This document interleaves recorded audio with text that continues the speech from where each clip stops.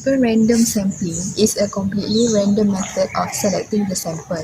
This sampling method is as easy as assigning numbers to the individuals which is sampled and then randomly choosing from those numbers through an automatic process. Finally, the numbers that are chosen are the members that are included in the sample. Stratified random sampling involves a method where a larger population can be divided into smaller groups that usually do not overlap but represent the entire population together. While sampling, these groups can be organized and then draw a sample from each group separately.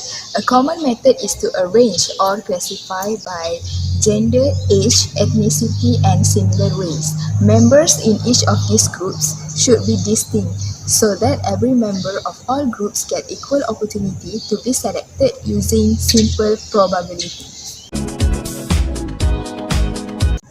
When you choose individual in a population in order manner, for example, you can choose every fifth person to be in the sample. Random sampling, a way to randomly select participants when they are geographically spread out. For example, if you wanted to choose 100 participants for the entire population of US, it's likely impossible to get a complete list of everyone. Therefore, the researcher randomly select in the areas. Sampling. The researcher picks a single person or a group of sample, conduct research over a period of time, analyze results, and then move on to another subject or group of subjects if needed.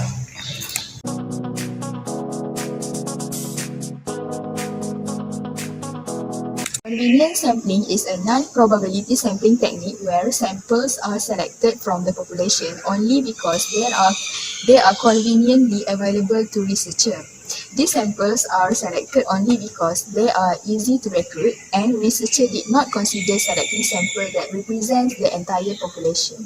Example of convenience sampling will be using student volunteers known to researchers. Researchers can send the survey to students and they will add a sample in this situation.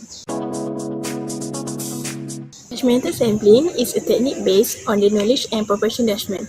It's also known as progressive sampling and authoritative sampling.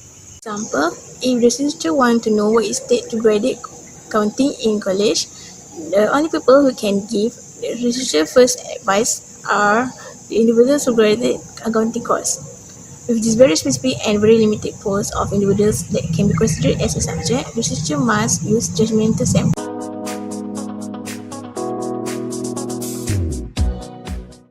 Samplings help researchers to find samples when they are difficult to locate. Researchers use this technique when the sample size is small and not easily available. For example, this type of sampling can be used to conduct research involving a hereditary disease in patients or a rare disease.